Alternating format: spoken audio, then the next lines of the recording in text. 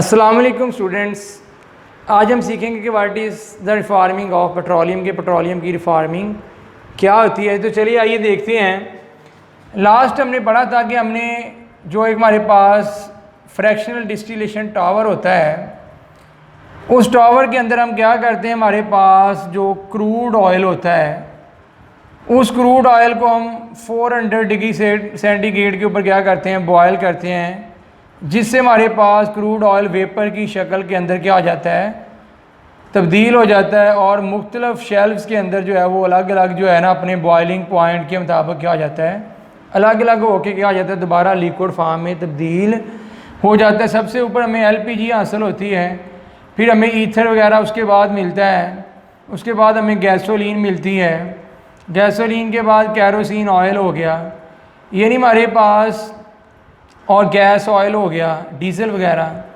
यानी हमें fractional distillation जब हमने की, किसकी, फ्रैक्शनल डिस्टिलेशन हमने की क्रूड ऑयल की, तो उससे हमें मुख्तलिफ फ्रैक्शन जो हैं वो हासिल होती हैं। इससे जो हमें गैसोलीन हासिल होती है ना, ये वाली गैसोलीन यानी पेट्रोल, इस पेट्रोल का हम जानते हैं बहुत ज़्यादा यूज़ है, क्योंकि हमारी मोटर बाइक का फ्यूल जो है वो भी क्या है, गैसोलीन है। तो इससे इसकी जो होती है ना क्वालिटी, वो अच्छी नहीं होती। यानी हमारे पास जो इस फ्रैक्शनल डिस्टिलेशन के ज़रिए हमारे पास ये जो गैसोलीन आती है, इसकी क्वालिटी जो होती है वो नॉट सो गुड, इसकी क्वालिटी इतनी अच्छी नहीं होती। अच्छा, अच्छी क्यों नहीं होती, हमें कैसे पता चलता है कि इसकी क्वालिटी अच्छी नहीं है?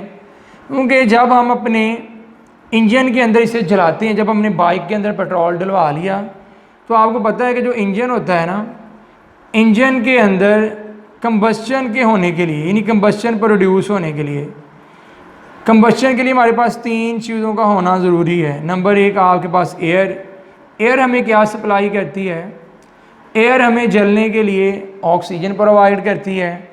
उसके बाद हमारे पास फ्यूल ज़ाहिर बात, फ्यूल के जलने के लिए ऑक्सीजन चाहिए। नंबर थर्ड जो है फायर है, आग हमें कौन देता है, स्पार्क प्लग। ये हमारे पास जो बाइक के अंदर जो स्पार्क प्लग लगा होता है वो हमें क्या देता है, यानी फायर हमें आग प्रोवाइड करता है। तो अब हमने कंबस्चन हमारे इंजन के अंदर होनी है, तो उसके लिए हमें 3 चीज़ें चाहिए। अभी जब हमने इस तरह की गैसोलीन, इस तरह का पेट्रोल जिसकी क्वालिटी अच्छी नहीं है, हमने इस तरह का पेट्रोल अपने इंजन के अंदर डाला हुआ है, तो फिर क्या होता है, कंबस्चन इज़ इनिशिएटेड, एक सेंटेंस है, combustion is initiated before the spark plug, before the spark plug, कि हमारे पास जो कंबस्चन है वो होने की जो है ना, वो समझ लें कंबस्चन होना शुरू हो जाती है या कंबस्चन होने लगती है बिफोर द स्पार्क प्लग। यानी अभी हमारे जो स्पार्क प्लग है, यानी हमारा प्लग जो उसने अभी ठीक से हमारे पास स्पार्क प्रोड्यूस नहीं किया, तो हमारे पास ये जो दोनों चीज़ें हैं, फ्यूल और एयर, ये मिलकर जलने की क्या करते हैं, कोशिश करते हैं। कब, अभी हमने बाइक की किक लगाई तो भी हमारे पास ठीक से जो है स्पार्क प्रोड्यूस भी नहीं हुआ, और ये दोनों चीज़ों का जो मिक्सचर है ये जलने की क्या करता है, कोशिश करता है।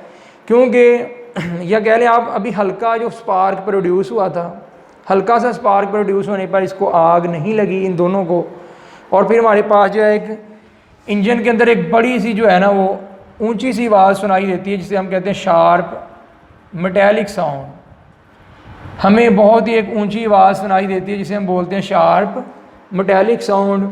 और इस शार्प मेटेलिक साउंड का दूसरा नाम हम क्या रख लेते हैं, नोकिंग, जिसे हम बोलते हैं नोकिंग।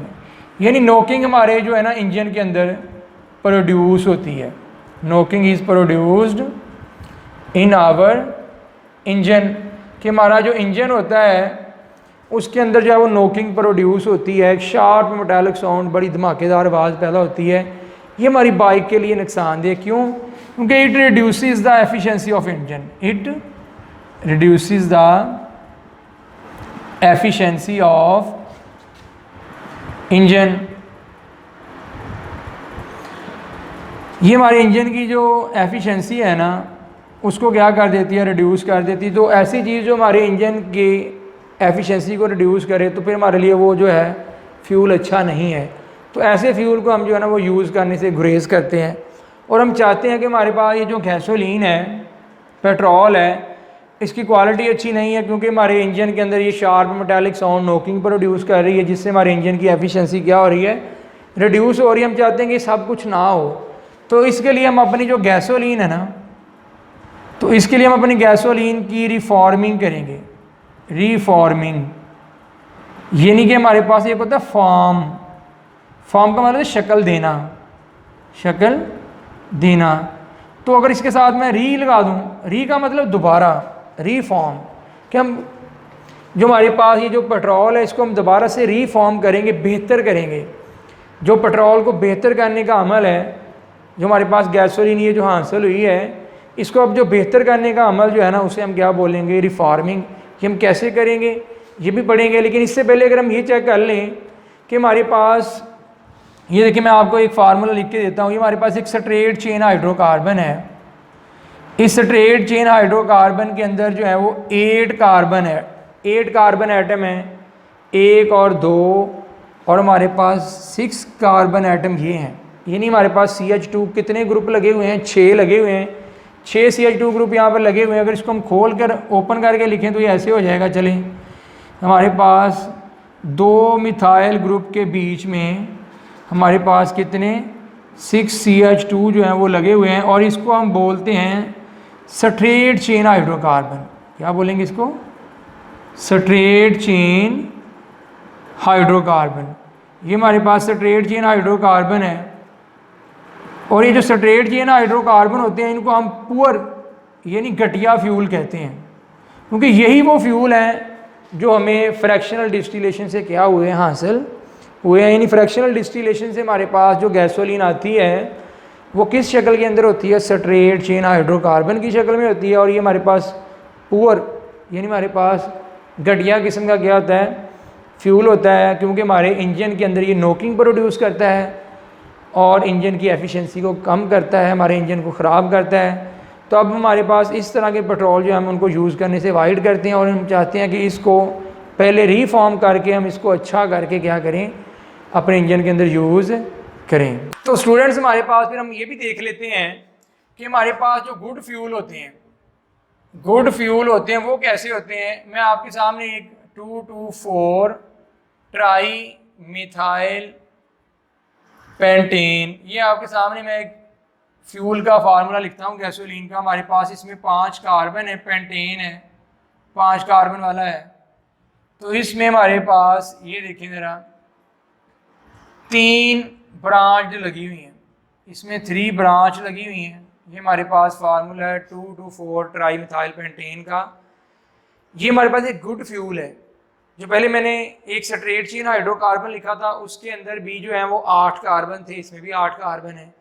फ़र्क सिर्फ ये था कि वो वाला जो हाइड्रोकार्बन पहले लिखा था उसके अंदर जो 8 के 8 कार्बन थे वो स्ट्रेट चेन में थे। किसमें थे, स्ट्रेट चेन में थे। और हमें ये भी पता है कि जो स्ट्रेट चेन हाइड्रोकार्बन है वो अच्छे फ्यूल नहीं होते, वो पुअर फ्यूल हैं, क्योंकि वो इंजन के अंदर नोकिंग पैदा करते हैं, इंजन की एफिशिएंसी को कम करते हैं। और ये हमारे पास 8 कार्बन वाला ही फ्यूल है, लेकिन इसमें ये ब्रांच लगी हुई हैं, और इसका नाम है 2,2,4 ट्राई मिथाइल पेंटेन। एक्सपेरिमेंट से हमें पता चला कि हमारे पास ये जो फ्यूल है ये बड़ा ही गुड क्वालिटी का फ्यूल है, और बड़ा स्मूथली जो है बर्न होता है। क्या होता है, बड़ा स्मूथली बर्न होता है। किसके अंदर, इंजन के अंदर। और इसका जो ऑक्टेन नंबर है वो कितना है, 100। ऑक्टेन नंबर कितना है इसका, 100। अच्छा, अब ये ऑक्टेन नंबर क्या है, ऑक्टेन नंबर हमारे पास एक पैरामीटर है, एक पैमाना है कह लें आप, किसी भी फ्यूल की क्वालिटी को चेक करने का। किसी भी फ्यूल की जो क्वालिटी है उसको हम चेक करते हैं उसके ऑक्टेन नंबर से, और ऑक्टेन नंबर की रेंज होती है 0 से 100 के बिटवीन। 0 से 100 तक इसकी रेंज है। तो ऐसा फ्यूल जिसका ऑक्टेन नंबर 0 हो, वेरी वेरी पुअर क्वालिटी का फ्यूल होगा, और ऐसा फ्यूल जिसका ऑक्टेन नंबर कितना हो, 100 हो, उसे हम कहते हैं हमारे पास गुड क्वालिटी का क्या है, फ्यूल है। तो अब हमारे पास ये जो 2,2,4 ट्राई मिथाइल पेंटेन है, ये हमारे पास एक गुड क्वालिटी का फ्यूल है क्योंकि इसका ऑक्टेन नंबर 100 है।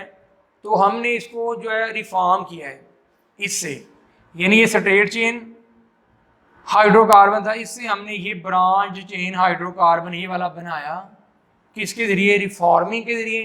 तो अब हम रिफॉर्मिंग की डेफिनेशन पढ़ेंगे और देखेंगे किस कंडीशंस के तहत क्या होती है रिफॉर्मिंग होती है। तो स्टूडेंट्स नेक्स्ट हम देखेंगे कि रिफॉर्मिंग जो है वो कैसे की जाती है, कि रिफॉर्मिंग की हमें ज़रूरत क्यों पड़ती है। क्योंकि हमारे पास जो ऐसे फ्यूल यानी पुअर फ्यूल जो होते हैं, पुअर फ्यूल जो हैं हैविंग लो ऑक्टेन नंबर, उनका जो है वो ऑक्टेन नंबर जो है ना वो क्या होता है? लो होता है। तो हम चाहते हैं कि उनका जो ऑक्टेन नंबर है वो हाई हो जाए। तो ऑक्टेन नंबर हाई करने के लिए हमें क्या करनी पड़ेगी? रिफॉर्मिंग करनी पड़ेगी। तो अब आप ये कह लें रिफॉर्मिंग क्या होती है, इसमें हम करते क्या? हमारे पास ये देखें, एक मैं आपको हम ये लिखते हैं, एक स्ट्रेट चेन हाइड्रोकार्बन है एन ऑक्टेन। एन ऑक्टेन एक स्ट्रेट चेन हाइड्रोकार्बन है। इस स्ट्रेट चेन हाइड्रोकार्बन को हम क्या करेंगे? हीट करेंगे in the presence of some catalyst. In the presence of some catalyst हम क्या करेंगे? हीट करेंगे इस स्ट्रेट चेन किसको? हाइड्रोकार्बन को। स्ट्रेट चेन हमारे पास ये जो हाइड्रोकार्बन है इसको हम हीट करेंगे in the presence of some catalyst and in the absence of air, यानी एयर की गैर मौजूदगी में। In the absence of air and in the presence of some catalyst हम क्या करेंगे? स्ट्रेट चेन जो हाइड्रोकार्बन है उनको हीट करेंगे। देन ये क्या हो जाएंगे? कन्वर्ट हो जाएंगे किस में? ब्रांच्ड चेन हाइड्रोकार्बन में।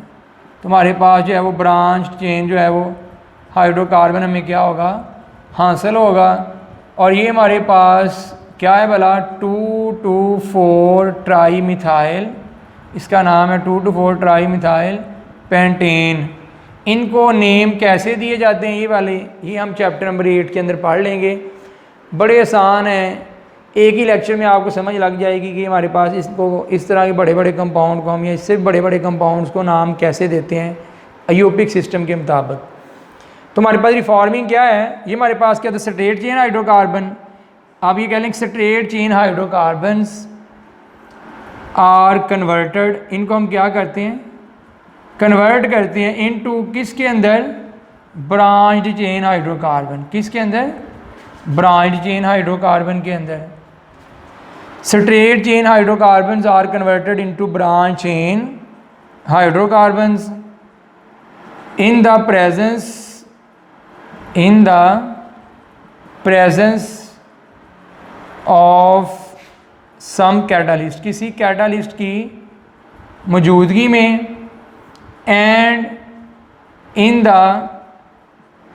एब्सेंस ऑफ एयर, एयर की गैर मौजूदगी में, एब्सेंस ऑफ एयर, यानी कन्वर्जन का मतलब है तब्दील कर देना। Conversion of straight chain hydrocarbon into branch chain hydrocarbon, यानी स्ट्रेट चेन हाइड्रोकार्बन को इस तरह ब्रांच चेन हाइड्रोकार्बन में कन्वर्ट कर देना बाय हीटिंग, हीट करके in the presence of some catalyst and in the absence of air is known as reforming. इसे हम क्या बोलते हैं? इसको बोलते हैं रिफॉर्मिंग, यानी उसको दोबारा हमने शक्ल दी है। पहले वो स्ट्रेट चेन हाइड्रोकार्बन था, हमारी शक्ल देने के बाद वो किस में कन्वर्ट हो गया? ब्रांच चेन हाइड्रोकार्बन के अंदर। और इसका हमने ऑक्टेन नंबर इम्प्रूव किया है। बेसिकली हमने इसका ऑक्टेन नंबर इम्प्रूव किया है। अब हमारे पास ये वाला जो फ्यूल है इसका ऑक्टेन नंबर कितना है? 100 है। पहले इसका ऑक्टेन नंबर जो था वो लो था, इसका अब ऑक्टेन नंबर क्या है? 100 है। एक तो ये है कि हमने उसका ऑक्टेन नंबर बढ़ाने के लिए हमने उसकी क्या कर ली? रिफॉर्मिंग कर ली। रिफॉर्मिंग कैसे होती है? कि conversion of straight chain hydrocarbon into branch chain hydrocarbon by heating the straight chain hydrocarbon in the presence of some catalyst and in the absence of air. चाहिए तो रिफॉर्मिंग हो गई। अगर आप किसी फ्यूल की रिफॉर्मिंग नहीं करना चाहते और आप चाहते हैं कि फिर भी वो हमें क्या दे? अच्छी जो है हमें एफिशिएंसी दे, तो उसके लिए हम क्या करेंगे? तो ऐसे फ्यूल्स के अंदर जो है ना हम ब्लेंड करेंगे। Blending such a fuel, blending का मतलब क्या होता है? मिक्स करना, यानी ऐसे फ्यूल्स को हम मिक्स कर देंगे। फ्यूल हो गया प्लस उसके साथ क्या मिक्स करेंगे? ये हमारे पास है इथाइल, C2H5, ये इथाइल है। इथाइल के साथ हम लगाएंगे 4, तो ये बन गया टेट्रा इथाइल। क्या बन गया? Tetra ethyl. और अगर लगा दिया साथ लेड तो ये बन जाएगा टेट्रा इथाइल लेड। तो हमारे पास जो टेट्रा इथाइल लेड है, ये वाला जो टेट्रा इथाइल लेड है, इसको हम ब्लेंड करेंगे, मिक्स कर देंगे फ्यूल के साथ। किस फ्यूल के साथ? जिसकी रिफार्मिंग नहीं की, यानी जिसकी रिफार्मिंग कर दी है, जिसको स्ट्रेट से ब्रांच में कन्वर्ट कर दिया, उसके अंदर आपको ये टेट्रा इथाइल लेड डालने की ज़रूरत नहीं है। ये एडिटिव है, इसको आप थोड़ा सा ऐड कर दें फ्यूल के अंदर, तो इससे भी आपका जो है ना वो इंजन की एफिशिएंसी जो है, वो फ्यूल की एफिशिएंसी जो है वो बेहतर हो जाएगी। फ्यूल जो अच्छी कारकर्दगी दिखाएगा और आपका जो इंजन है वो क्या होगा? अच्छी कारकर्दगी देगा, और वो इंजन की जो है आप ये कह लें कि एफिशिएंसी बढ़ जाएगी। और हमारे पास जो टेट्रा इथाइल लेड जो है ना, इसका एक बहुत बड़ा जो सीरियस डिसएडवांटेज है वो क्या है?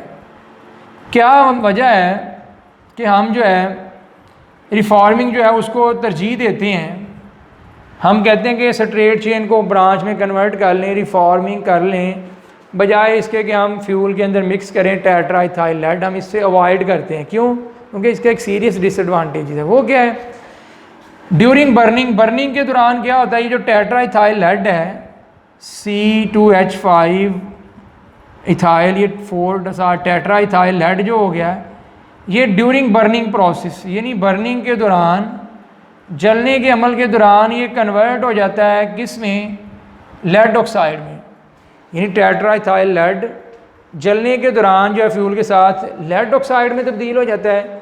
लेड ऑक्साइड जो फर्दर रिड्यूस होकर, रिड्यूस मतलब अपनी ऑक्सीजन जो है इसको खारिज कर देगा, रिड्यूस हो जाएगा। रिड्यूस मतलब रिमूवल ऑफ ऑक्सीजन, ये ऑक्सीजन को रिमूव करके किस में कन्वर्ट हो जाएगा? लेड में। ये जो लेड है एक मेटल है, लेड एक मेटल है, इसे हम मेटेलिक लेड भी कहते हैं। मेटेलिक, क्योंकि लेड एक मेटल है तो इसलिए हम मेटेलिक लेड कह देंगे इसे। तो टेट्रा इथाइल लेड बर्निंग के दौरान लेड ऑक्साइड में चेंज हो जाता है, जो फर्दर रिड्यूस होकर लेड में तब्दील हो जाता है। और जो लेड है ये हमारे पास वजह बनता है किसकी? पोल्यूशन की।